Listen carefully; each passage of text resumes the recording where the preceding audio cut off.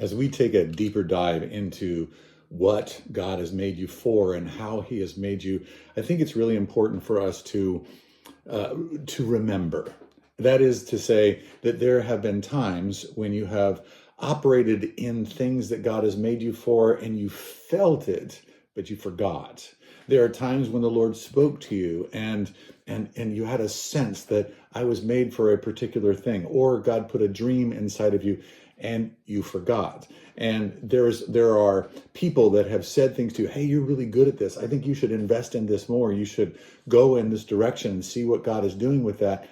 And you forgot. What's the common denominator in here? We forgot.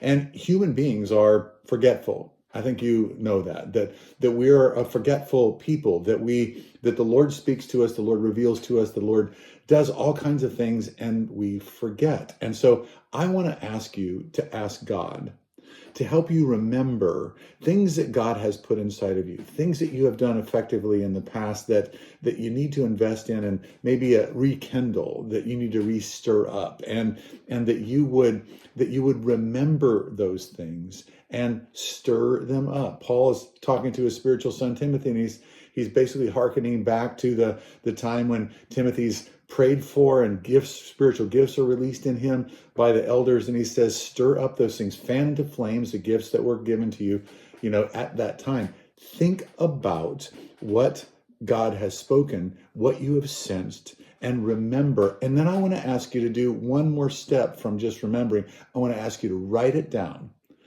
that you would write it down in a place where you can put it in front of you so that you don't forget, that you remember what God has said that you are for.